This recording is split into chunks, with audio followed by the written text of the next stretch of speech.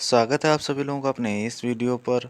और यहाँ पर हमारा पहला क्वेश्चंस जो दिया गया है कुछ इस प्रकार से दिया गया है। और कैसे सॉल्व करेंगे हम अपने इस क्वेश्चन को।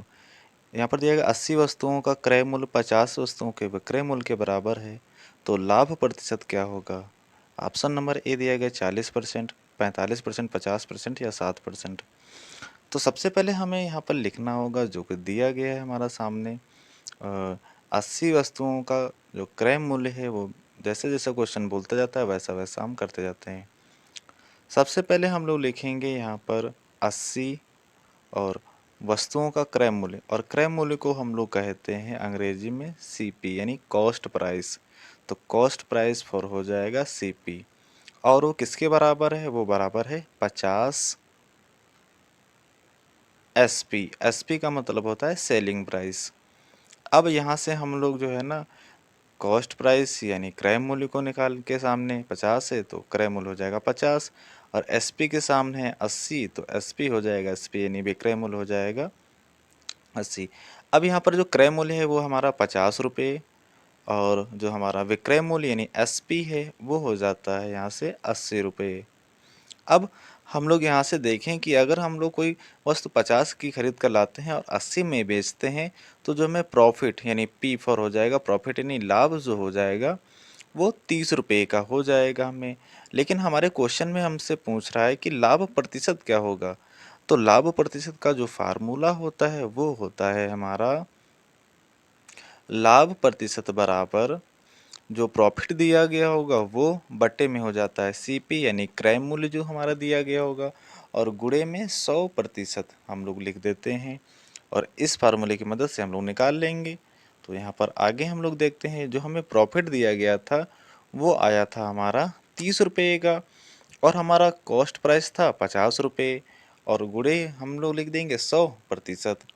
अब यहाँ से 50 से कम 50, 50 दूना काटेंगे यहाँ से हो जाएगा 100, और 30 की गुणा 2 से करेंगे आ जाएगा 60, और 60%। इस प्रकार से हमारे इस क्वेश्चन का राइट आंसर हो जाता है जो कि विकल्प नंबर डी में दिया गया है।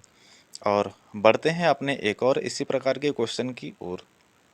अगला प्रश्न हमारे पास है कि यदि 100 वस्तुओं का क्रय मूल्य 80 वस्तुओं के विक्रय मूल्य के बराबर है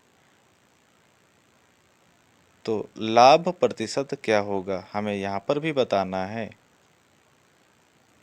तो हमारे ऑप्शंस दिए गए हैं 25%, 30%, 35%, और लास्ट ऑप्शन डी दिया गया है 40%। जो हमने पिछले क्वेश्चंस में अपने किया था वही यहाँ पर भी हम लोग करेंगे।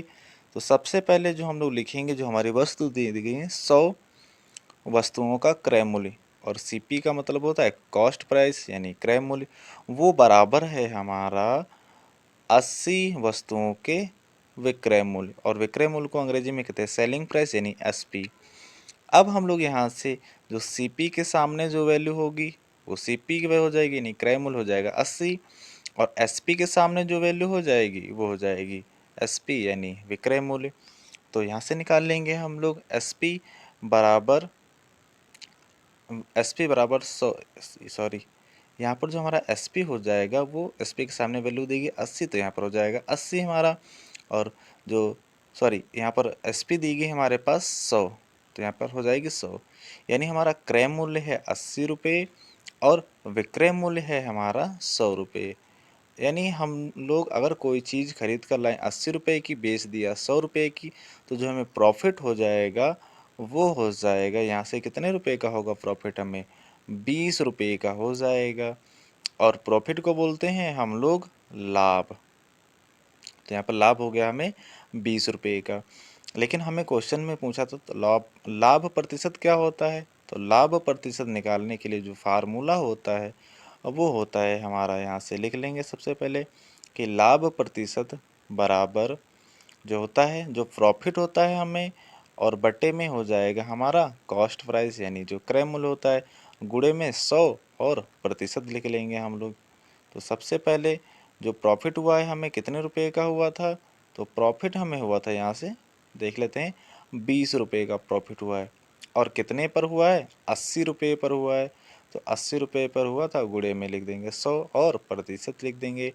तो एक जीरो से एक जीरो कैंसिल हो गया, 2 एकम 2, 2 चक्कू 8 आ गया, 4 से काटेंगे, 4 एकम 4, सॉरी 4 दूना 8 और 4 पंजे 20 हो गए यहाँ से। तो सीधा सीधा हमारा जो आंसर आ जाएगा वो आ जाएगा 25%। तो ये हमारा ऑप्शन जो अपने इस क्वेश्चन का आंसर हो जाता है 25%। किस विकल्प में दिया गया है? विकल्प नंबर ए में दिया गया है, तो विकल्प नंबर ए हमारा राइट आंसर हो जाता है। बढ़ते हैं अपने अगले प्रश्न की ओर, और अगला प्रश्न हमसे क्या बोल रहा है कि यहाँ पर दिया गया हमारा अगला प्रश्न। सबसे पहले पढ़ते हैं अपने प्रश्न को कि 50 वस्तुओं का क्रय मूल्य 20 वस्तुओं के विक्रय मूल्य के बराबर होता है, तो लाभ परसेंटेज क्या होगा? ऑप्शन दिया गया 100%, 200%, 150%, 50%। तो निकालेंगे वही जो पिछले तीनों क्वेश्चन में किया था। तो उम्मीद करता हूँ कि आप लोगों को समझ में आ गया होगा। तो ये भी क्वेश्चन कर लेंगे। 50 जो वस्तुओं का यानी सीपी होगा यानी कॉस्ट प्राइस, वो बराबर हो जाएगा 20 वस्तुओं के सेलिंग प्राइस के। सेलिंग प्राइस मतलब विक्रय मूल्य। अब यहाँ से हम लोग जो सीपी होता है, सीपी के सामने सीपी वाली वैल्यू और एसपी के सामने जो होता है एसपी की वैल्यू हो जाती है। तो यहाँ से हमारा सीपी निकल के आ जाएगा 20, और जो हमारी एसपी हो जाएगी उसको भी लिख लेंगे। तो एसपी यानी सेलिंग प्राइस हो जाएगा यहाँ से कितना, 50 दिया गया था, हाँ 50 ही दिया गया था, तो यहाँ से लिख लेंगे 50। अब क्या हो जाएगा, अब कोई चीज़ हम लोग 20 रुपये की खरीद कर लाए, 50 रुपये में बेच दिया, तो लाभ हो जाएगा हमें 30 रुपये का। यहाँ पे प्रॉफिट हो गया 30 रुपये का। लेकिन हमें तो निकालना है लाभ प्रतिशत। तो लाभ प्रतिशत का जो फार्मूला होता है वो होता है हमारा लाभ परसेंट यानी पी लिखेंगे यहाँ से सबसे पहले हम लोग। तो फार्मूला लिखेंगे लाभ प्रतिशत यानी प्रॉफिट परसेंट बराबर हो जाएगा जो प्रॉफिट होता है हमें बटे में हो जाएगा सीपी, और गुणे में हो जाएगा हमारा 100%। अब वैल्यू को पुट करना है और बाकी आंसर हमारे सामने आ जाएगा।